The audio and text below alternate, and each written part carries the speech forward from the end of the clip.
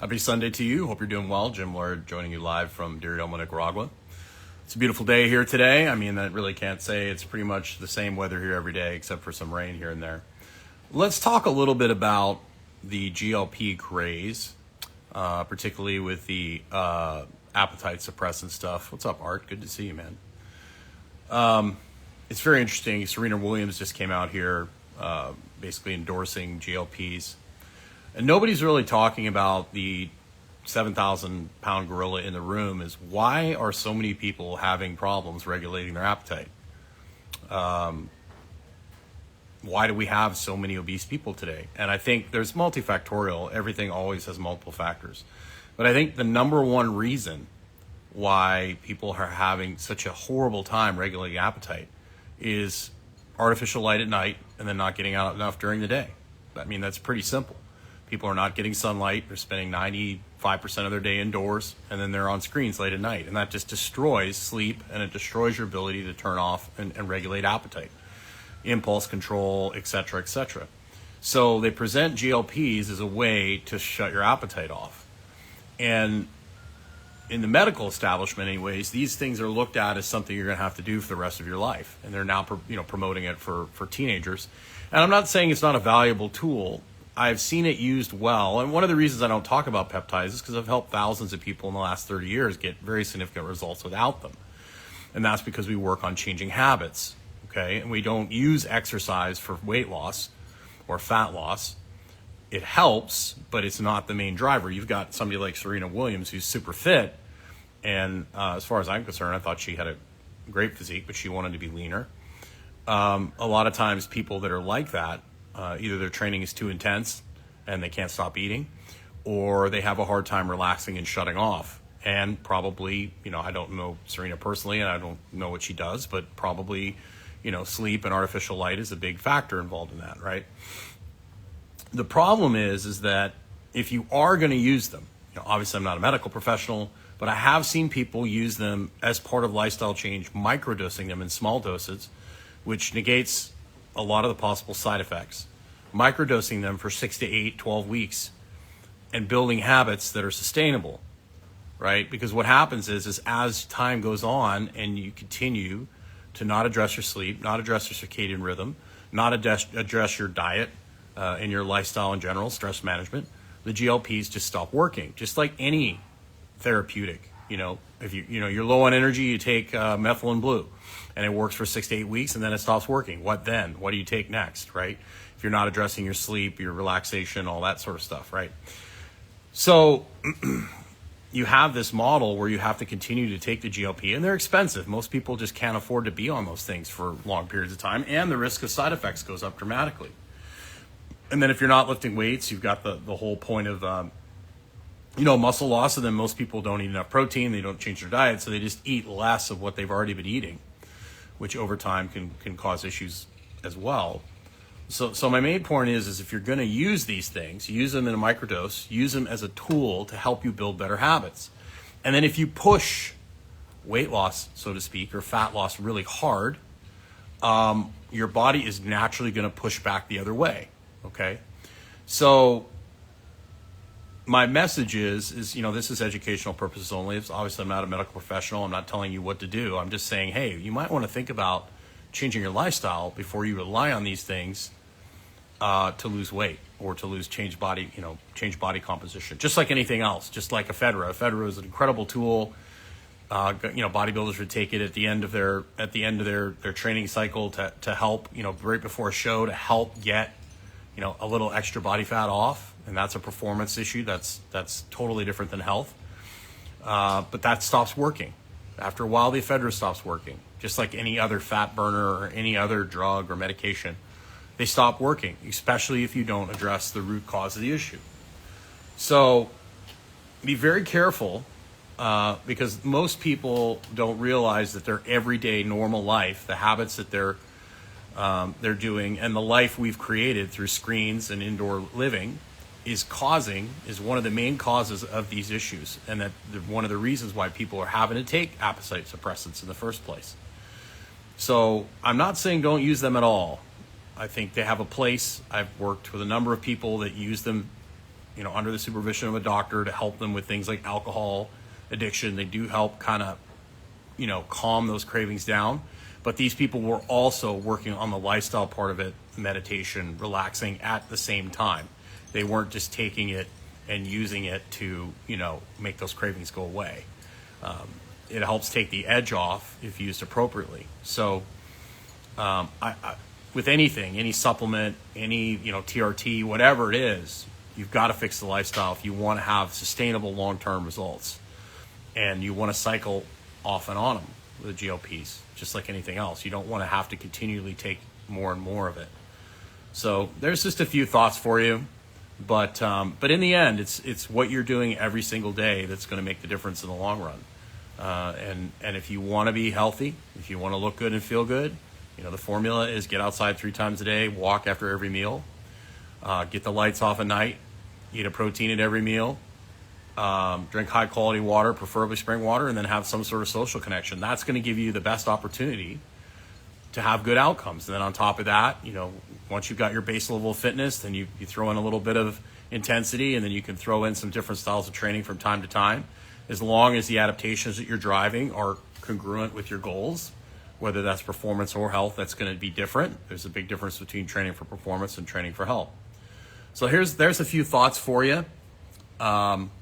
Keep it simple. And this stuff is so expensive. And the problem is, and I've seen this with people in their training. People will contact me like, hey, I've got hip issues or shoulder problems or whatever it is. And they start taking some peptides to help with healing, but they're not addressing the fact that they have, no internal rotation of their hip, or, they can't manage their rib cage, and that's putting the shoulder in a really bad position, which is causing a lot of compression, which is causing a lot of compensatory strategies. And things like GH and things like peptides are not going to make up for compensatory compression strategies that you can't shut off. So a lot of times when it comes to recovery and pain and things like that, a lot of times the training that you're doing can contribute to that. So you can take all those healing peptides you want. If you've lost internal rotation of your hips, or you don't have the ability to get your scapula in a good position or move your rib cage appropriately and change shape, and you have compression due to that, you're not going to heal. I mean, you might feel good for 4 to 6 weeks and then it stops working. And same with those healing peptides. They're going to work for a short period of time, 6 to 8 weeks, 12 weeks, maybe a little more. But then over time, you're going to run out of therapeutic runway. And then what then, right? Especially if you're continuing to do the training that's gotten you in trouble in the first place. You see a lot of people using high intensity, lots of volume, lots of, crazy exercises that are not good selections for them. And many times with exercise, it's a matter of backing off a little bit, maybe looking at, okay, how are you moving? Do you have the appropriate strategy for the task at hand? Do you have the right structure for the task at hand? Do you have the ability to change shape as needed for the task at hand? And the answer to that for most people is they do not. And you have to basically back up a little bit and say, okay, what do we need to do? Do we need to improve your hip internal rotation so you can actually get into the movement patterns that you need to get into to be more efficient?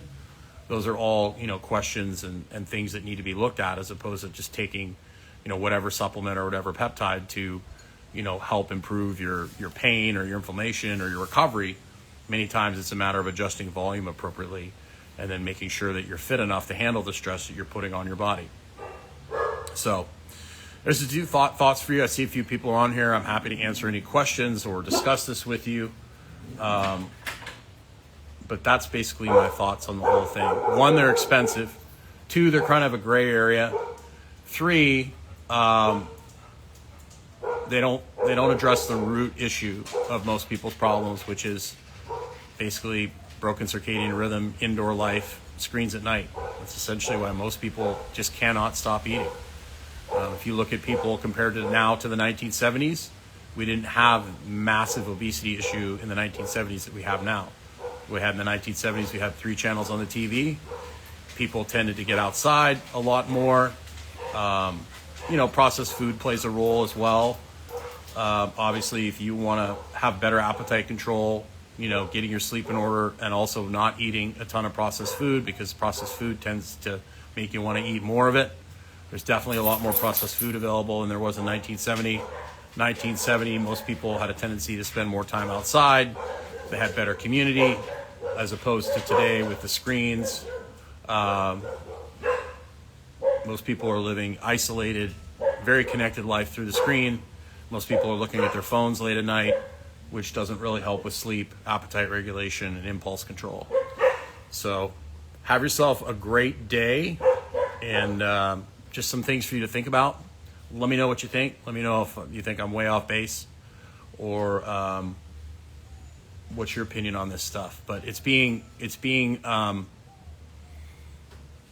shoved down our throats. I mean, I get emails. I get emails from Groupon all the time, because I had a gym in Lexington back in it'd probably be around 2013, 14. I ran a Groupon to grow my group training sessions, because I was switching over from like a private, semi-private, to more of a group model, and I used Groupon to help build my group training. And so I get these Groupons, and it's literally every one of them is Ozempic, semaglutide, retatrutide, all these things. And like I said, they can be a useful tool, but you don't want those things. You don't want peptides. You don't want those things to be the foundation, right? You want them to be a tool, which is what they're designed to be. The problem is they're becoming foundational. You have a problem, here's the solution to your problem. It costs several $100s a month, if not $1,000 a month. And, you're on it for the rest of your life. And now they're pushing it on kids, which is absolutely ludicrous. So have yourself a great day. And well said. And I would argue Ozempic isn't even a tool for many. I agree. I hate absolute statements. I don't try, like, very few. The one thing I will say that's absolute is that people are just not getting outside enough, and their sleep is atrocious because they're just on the screens. But I try not to make absolute statements, because there's always an exception, more or less. The answer is usually more in the middle. I agree. If it's the first thing you go to as a clinician, I think it's irresponsible. You should try lifestyle change first, and the GLP should be used to help change habits if you do use them. Personally, I've only had one person that decided to do it on their own, and that was to help them take the edge off an alcohol addiction. But they also worked very hard on getting outside. That wasn't my decision. That was the practitioner they were working with. But they worked very hard on getting outside. They worked very hard on meditation. They worked on their trauma. And the combination of the GLP with that helped them get over their alcohol addiction. So in that case, it worked out really well for them. But these people that are just jumping on them to suppress appetite when they don't make any changes, it's not a good long-term strategy. We spend 90% of our working hours outdoors with our entire evolution in the last 50 to 100 years. If we change, I agree. 100%. I preach on here every single day that our indoor lifestyle and, sedentary. And then there's people that are working out like crazy, but they're working out inside. They're not getting outside enough, and they're on their screens late at night. I think that's the root cause of just about every issue we're having right now, whether it's fertility, whether it's disease. We're not getting what our body needs. Our body needs light. Our body needs sunshine. Our body needs circadian rhythm. I can go into the detailed explanations of it, but just type in, go on to whatever AI you use and type in, circadian rhythm and health, sunlight and health, artificial light and health, light at night and health. It's right there. Everything from cancer to heart disease, blood pressure, sunshine helps with nitric oxide, blood flow, sexual function. All your hormones are regulated by the sun. Your immune system, everything is regulated by the sun. Your mitochondrial function, all of it is basically comes down to sunlight, and most people don't get none. I mean, there are people that don't go outside. I used to be one of those people. I used to get up at 5 a.m, used to go straight to the gym, and then I would work till 8 or 9 at night. I did that for a long time until I paid the price with colitis, and then later on staph infections. And then it wasn't until I fixed my light environment and got outside more that I was able to manage those things and get them under control. And that's one of the reasons I moved to Nicaragua, because I want to live me see why my dog's going crazy over here. One of the reasons I moved to Nicaragua is because I wanted to live a more outdoor life. And I wanted to have a life that wasn't so expensive so that I could... Dom Davino, what are you doing? I wanted to have a life that wasn't so expensive so I didn't have to work, all day, all night to make to have a comfortable living. Dom Davino, what are you barking at? Dom Davino. Got a neighbor here. Dom Davino, no. Hola. Hola. ¿Cómo estás? Muy bien. Dom Davino. No. Hey.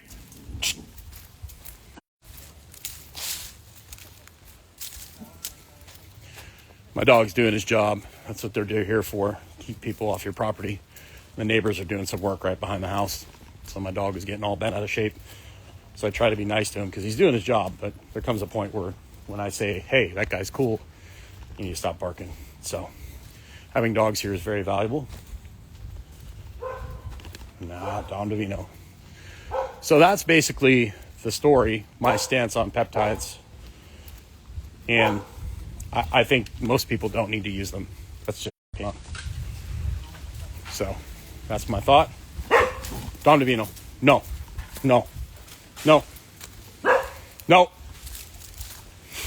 So there you go. Have yourself a great day. Make sure you build your life on light. Okay? You don't want to be spending your entire life. Actually, let's talk about what you can do. One thing you can do is get incandescent bulbs. That will really help if you can find them. I just use a red light. I'll show you what I do in my house here. Like during the day, like all my windows are open here because I don't have AC.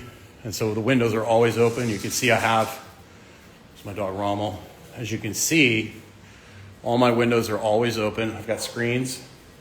My kitchen's really dark, so I have this red light here from EMR Tech that I just use in the background, and that's my bug zapper.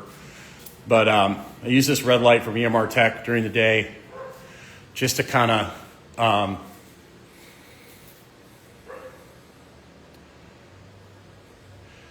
well, Christopher, you need to get some blue light blocking glasses, or you need to turn, what if I'm out during the day, which you are in baseball all day.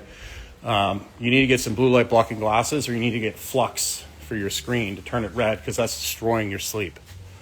So like with me, I turn my iPhone red, and I try and after 8 o'clock, the sun goes down here early. You're in Nicaragua, so the sun goes down here early. Ideally, you don't want to have any light on at night, but I know that's not possible. I can tell you some blue blocking glasses to get that will help protect your circadian rhythm and your sleep will improve dramatically, and your sports performance will improve dramatically if you get better sleep. And that's one of the reasons why a lot of people are struggling today, even here in Nicaragua, is they're on their phone, late at night, and it just destroys sleep. But I have this red light on. I leave that on during the day just to have a little more light in my kitchen. The kitchen is not lit up very good. They plant trees around the house so that you have shade. But at night I have that light on so I don't have to turn on the overhead lights so I can see. And that light is more like, candlelight. That's the problem, is there's only blue in LEDs. They've taken out the red, all the purple, the other colors. And sunlight is full spectrum. It has more blue in the morning, so you spike cortisol. That's the one thing people don't realize too, is blue light by itself basically spikes cortisol and puts you in a stress state. And that's why a lot of people are having a hard time relaxing as well. But, you can do things like wear blue blocking glasses. I try and get all my computer work done before 8 o'clock. And then I do all my computer work out here. Yes, you are going to get 10 plates this week. You did a great job yesterday. Thank you. Your nice, steady progress is what we want. Your biology only can adapt so quickly, and your physiology as well. So I do my work out here on the patio. You can wear blue blocking glasses if you have to work on the screen during the day. The other thing you can do is take sun breaks throughout the day. You can do your computer work every 45 minutes, go outside for 10 minutes, get your light in your eyes. Most people will take a smoke break. You take a sun break. and then you can put a red light on in the background in your house. That will help offset and mitigate a lot of that. But the more natural light you get into your life, and the less you have lights on at night, the better your health is going to be, the better outcomes you're going to have, the better appetite control you're going to have, all those things. Especially with young kids today, they just have so much screen time. It's just insane how much time kids, especially in the U.S., are spending on screens, and it's no wonder we have mental health issues. We have sleep disturbances, we have anxiety, we have all these things. But it really is a full spectrum of things. That's why they have the 5 fundamentals. But really, I think the light environment is a huge part of why we're having problems here. Everything from blood pressure to appetite regulation to sleep. Basically, if you don't sleep, you don't make good decisions. And when you're in certain light environments, blue light environments, you don't make as good of choices. You have a tendency to buy more things, and that's a big reason why. There's plenty of ways they could design our screens, but they're blue because they want you to watch more. They want you to keep consuming. They want you to keep watching, right? They don't want you to put the phone down. They want it to be highly addictive because that's how they make money off you. And, that's why I probably struggle to get a lot of views, because guess what I'm doing? I'm saying, hey, after you watch my video, go out and get outside, take a break, put the phone down. They don't want you to do that. They want you to watch more and more videos. They want you to keep scrolling so they can sell you more stuff. That's how they make money. So there you go. Have yourself a great day. Chris, we'll see you tomorrow. And make sure you take the time to get outside. Like I can't repeat this enough. If you make an effort to get light in your eyes at least 3 times a day, go on 3 10-minute walks, and you get the lights off at night, and wear blue blocking glasses or have a red light on in the background. If you have to be on a phone or a computer, try and get your work done before the sun goes down. Try and do your work outside if you can. You will notice a massive difference in your health. Just do the best you can, but you can't get better in the environment that you got sick in. And a lot of people just don't want to. I agree. That's get rid of the LEDs, get incandescents if you can. Get them down low, like put them in lamps so they're not up above you. I just get them off it completely, and I just have a red light in the background. Like I don't ever turn my lights on in the house. And then I have a red light night light, so if I have to get up and go to the bathroom, I don't step and fall and kill myself. I wouldn't kill myself, but break something. I don't think I'd break anything either, but talking for older folks that can't see very well, I have a red light night light in my bathroom. I have one out in the living room. I close my door at night. So those are things you can do to basically unplugging your Wi-Fi router is a really simple thing you can do. Hardwire your stuff. Those are all simple things that you can do to help improve sleep and your overall well-being. So keep it simple, but don't buy into this hype right now. When everyone's running in one direction, you might want to say, hey, why is everyone running as fast as they can in that direction? It might be wise to just kind of sit back and watch and see what happens. But, after doing this for almost 30 years,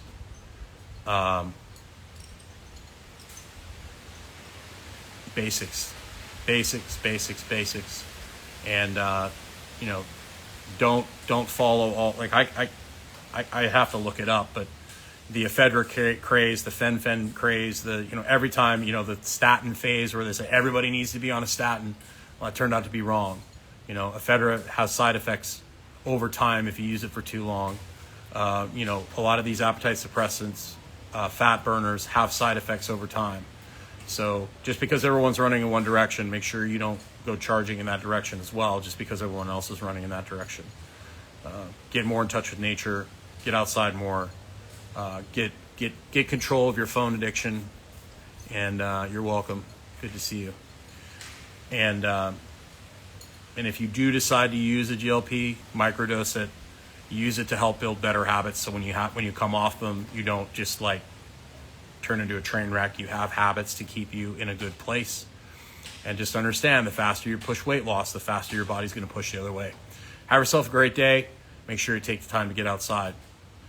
Many young people are vaping now because they say it's better than cigarettes. Well, one of the reasons many people are vaping today, sir,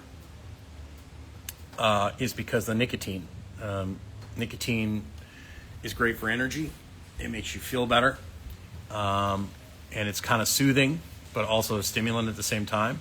And a lot of that is because their dopamine receptors are cooked because they've gotten free dopamine from the phone. So dopamine is great, but getting dopamine for free is not so good. That's why cocaine is so bad. You get a massive dopamine hit just from snorting, right? It's different when you work hard and you have a hard workout, or you like have sex or whatever, and you have this great big dopamine hit. You actually worked for it. When you get free dopamine, whether it's through porn or whether it's through the phone, the blue light, the scrolling, the liking, those all things give you a free dopamine hit. And so once you're getting all this dopamine for free, you start looking for more free ways to get dopamine. And nicotine has its place. It's a tool. As you know, I use it to manage my colitis, and I use it to help me focus. But I'm also focusing on getting outside. I'm also focusing on getting my sleep. I also cycle my nicotine. But the kids today are mainly doing that because they want more dopamine. They need it. They need it because they're just oversaturated with dopamine from the screens. So that's the main reason why most kids today are hitting the vape really hard, because it makes them feel good and helps them relax. And so they'd be much better off getting outside. A number of kids that I helped when I was in Kentucky, just by getting them to wear blue blocking glasses and getting them to go outside more, like they would tell me it was life changing. I got one kid who was a wrestler that I worked with, who was literally just in a really dark place, and we got him going outside, and within a couple weeks we got him some blue blockers. He did an internship at my gym where he started doing his homework while he was doing his internship outside when the weather was nice. Literally, he went from literally not wanting to live to thriving in just a few weeks of getting more sun and getting the lights off at night. Because if you're sleep deprived, you're in a bad place sleep wise, you're going to be mentally, every aspect of your life is going to be a wreck. So don't let that screen, you use the technology, don't let the technology use you. And I struggle with it too. It's really easy to scroll. Have boundaries around those things, particularly at night. Protect your darkness, embrace natural light, and you'll be shocked at what will happen. Have yourself a great day. Make sure you take time to get outside. You're welcome, man. I'll see you tomorrow.